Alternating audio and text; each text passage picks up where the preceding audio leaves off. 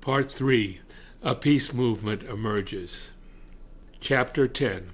A Real Path to Peace. A movement is launched.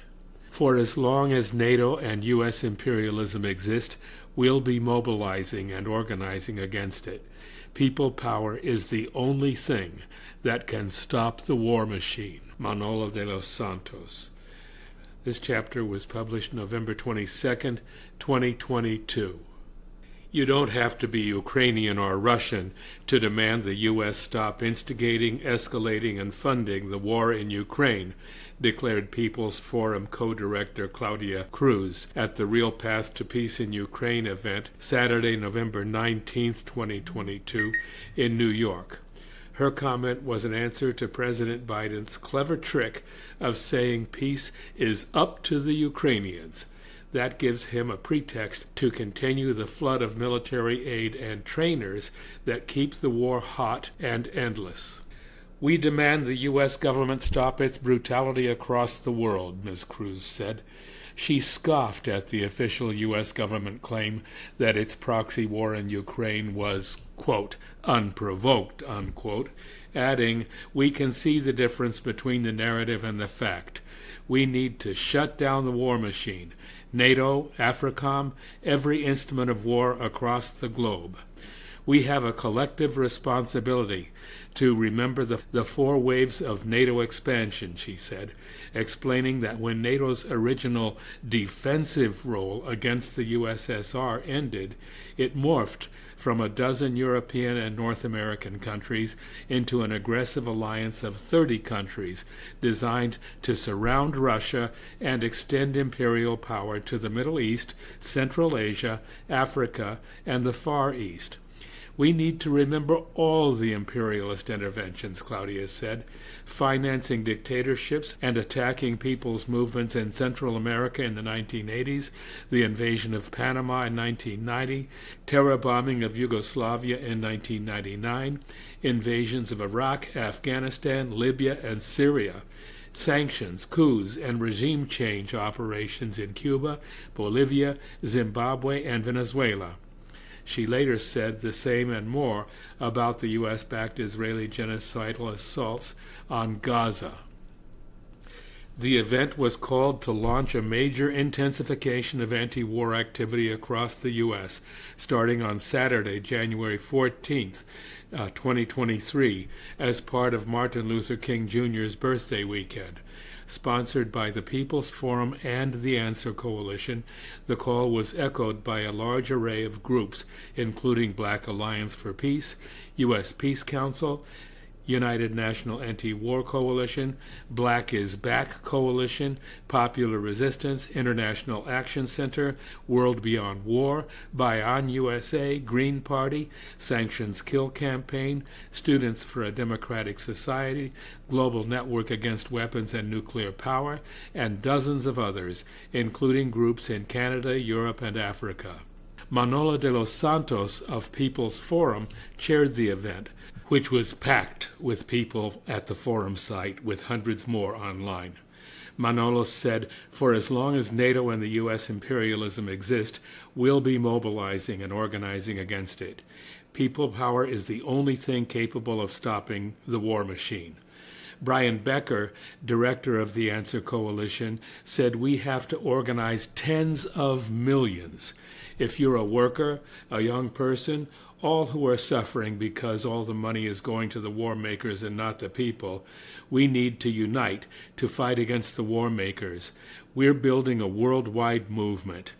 Other speakers were Medea Benjamin of Code Pink, Noam Chomsky, Jill Stein of the Green Party, Eugene Poirier of Breakthrough News, and Vijay Prashad of the Tricontinental Institute. Confusion in Washington.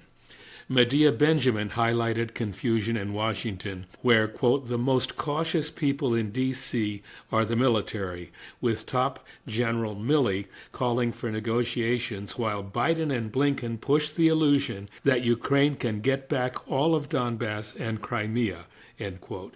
Meanwhile, she said, not one Democrat opposed massive amounts of money for Ukraine, and 30 supposedly progressive Democrats had to retract a friendly letter to Biden, gently suggesting it might be time for peace negotiations.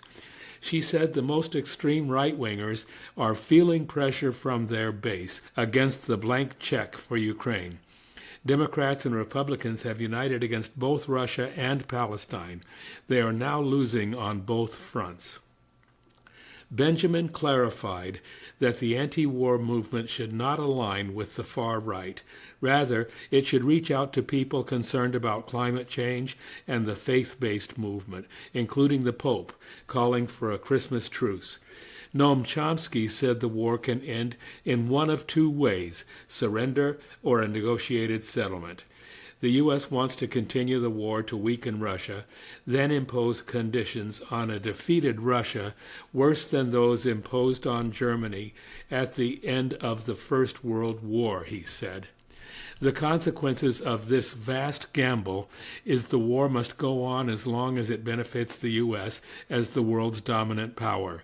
He contrasted U.S. shock and awe war methods with Russia's more cautious approach, which has involved far less suffering and bloodshed than U.S. wars in Vietnam, Iraq, and Afghanistan.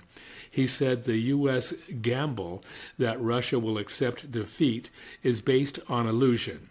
He added that the euphoria in the executive offices of fossil fuel companies is unrestrained, but could lead to the end of organized human life on the planet, as the possibility of nuclear war is now casually discussed.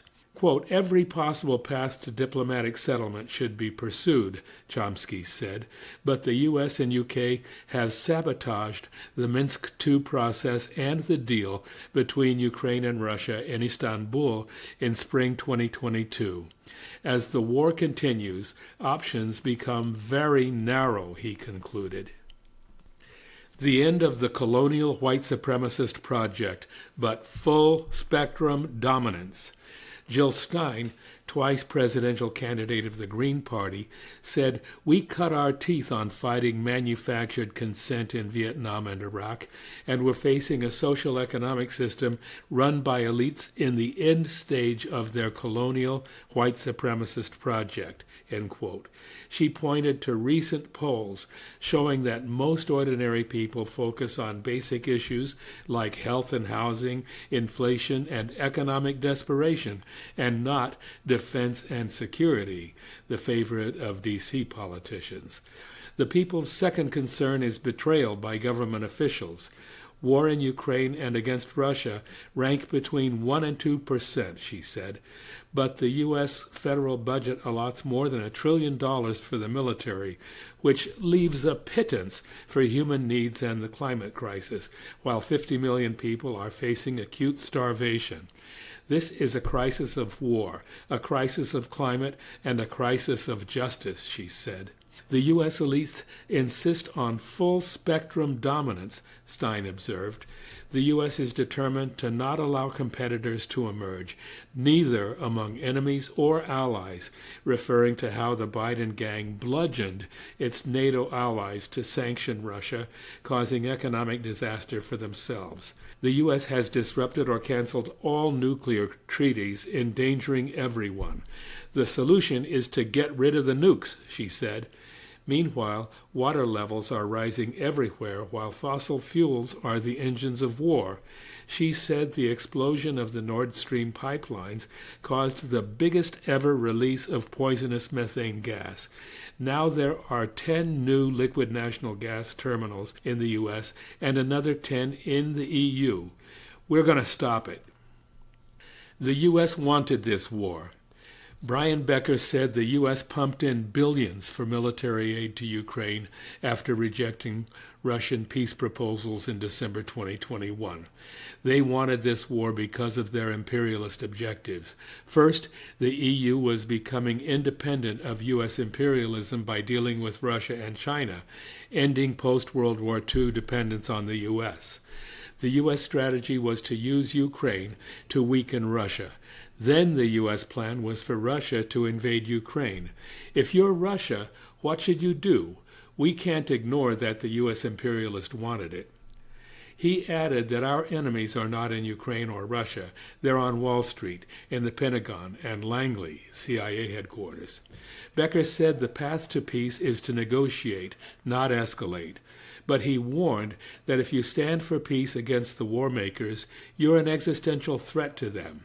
He recalled that when socialist leader Eugene Debs called on people to oppose World War I in 1917, he was tried, convicted, and sent to prison. When Martin Luther King declared the U.S. government is the greatest purveyor of violence in the world and we need to stand with the Vietnamese people, he was assassinated a year later on April 4, 1968. Then a year and a half later, in December 1969, Chicago Panther leader Fred Hampton was killed by police, he said. Still, Becker said a massive national and worldwide movement can stop the war makers. Even though the EU countries became partners with the U.S. against the Global South following World War II, the anti-colonial struggles and revolutions across the world weakened the Western alliance, Becker said. As the U.S. became bogged down in wars in Vietnam, Iraq, Afghanistan, Syria, and Africa, the Europeans reached out to Russia and China for business. The U.S., under the neocon advisors to both Trump and Biden, have worked to force Europe back into tight dependency, even if it hurts the Europeans. Realistic basis for peace. Ukraine's current leadership and its U.S. NATO backers want to avoid a settlement reflecting the demographic and historical reality of the country. But this is one key issue that should guide any effort at peace. A peace agreement reflecting Russia's legitimate concerns, voiced for many months and years, would establish a viable basis of cooperation by Russia with Ukraine and with Europe. Getting to this type of truly viable peace would require complete withdrawal of NATO forces from Ukraine and an end to sanctions against Russia. It would require recognition of political self-determination for the Russian-speaking regions of Ukraine that recently voted to join Russia. Ideally, it would also involve dismantling NATO, which was originally formed as a defense alliance against the USSR, but has morphed into an aggressive global force. Why the Russian intervention happened. Russia's need to defend itself against NATO's increasing threats from the Baltic to the Caspian Seas was just one of its problems. Protecting Russians and Russian speakers in the Donbass was another. As Ellen Taylor, daughter of Nuremberg prosecutor Telford Taylor, wrote recently, the Russian leadership had the responsibility to protect its people. The Donbass is the heart of Russia, as acknowledged by the Atlantic Council's reporter Irina Chalupa. "We won't abandon them," was the headline cited by Chalupa from a leading Russian business magazine, Expert, in June 2014. The people of Donbass played a decisive role in the defeat of Nazi Germany. Russians remember the USSR suffered about 27 million deaths and inestimable economic losses to the Nazis in World War II.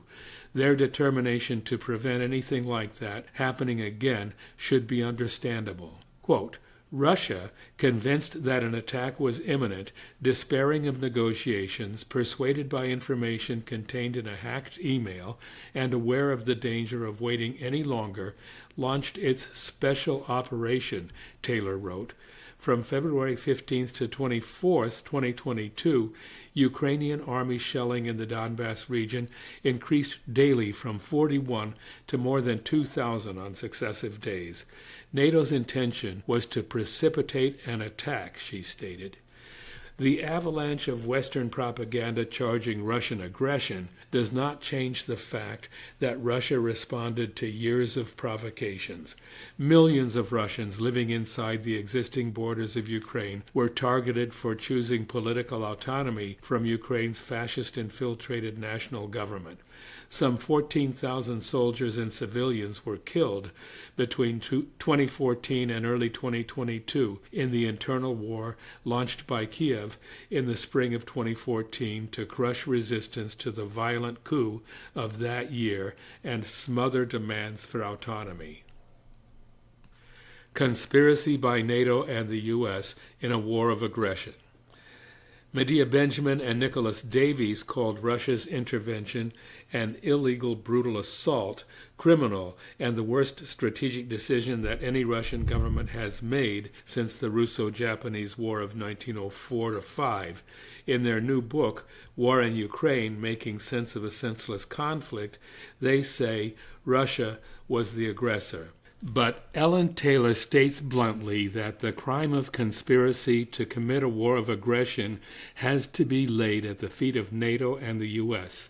She added that the often repeated claim that Russia's aggression was unprovoked is preposterous. The United States' investment in bringing anti-Russian fascists to power was not merely over $5 billion to assist Ukraine, as Assistant U.S. Secretary of State Victoria Nuland bragged. Another part of the investment was to fuck the EU, as Nuland said, by sabotaging French and German efforts to sustain the Minsk II Accords granting autonomy to the Donbass region and cutting Western Europe off from Russian energy supplies. The U.S. forced a conflict between NATO and Russia. The September 26th explosion of the Nord Stream pipelines can be seen as a guarantee, at least for now, that Europe cannot depend on Russian gas. Meanwhile, the U.S. and NATO flooded Ukraine with military hardware and trainers, effectively converting Ukraine's military into a NATO force. All this makes it clear the U.S. wants the conflict in Ukraine to last and to weaken Russia, as Defense Secretary Lloyd Austin said. That's a version of former Vice President Dick Cheney's dream. He wanted to see the dismantlement of Russia so it could never again be a threat, as former Defense Secretary Robert Gates wrote in his 2014 memoir, cited by Ben Norton in Multipolarista, now known as Geopolitical Economy Report. Cheney and former U.S. National Security Zbigniew Brzezinski wanted a loosely confederated Russia, composed of a European Russia, a Siberian Republic, and a Far Eastern Republic. Brzezinski wrote that what happens with the distribution of power on the Eurasian landmass will be of decisive importance to America's global primacy. He added that a sovereign Ukraine is a critically important component of such a policy. Russia's intervention in the Donbass and other Russian-speaking parts of Ukraine countervails the U.S.-NATO strategy. It has completed much of its objective to liberate Donbass from Ukraine's army and its paramilitary extreme right battalions. But this also makes clear that talk of Russian withdrawal from the territories it now holds is not a basis for peace.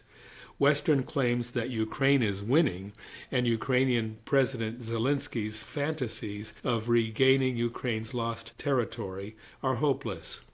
In May 2022, the New York Times editorialized that a decisive military victory for Ukraine over Russia, in which Ukraine regains all the territory Russia has seized since 2014, is not a realistic goal.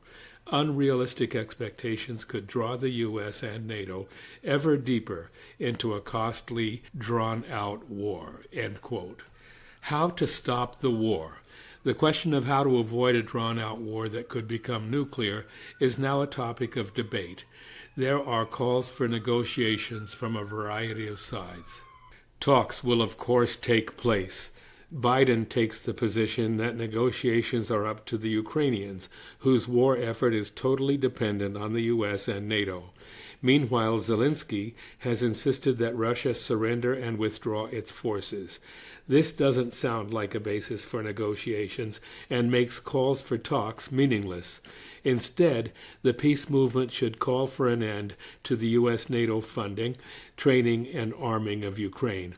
As Manolo de los Santos declared at the People's Forum event, people power is the only thing capable of stopping the war machine.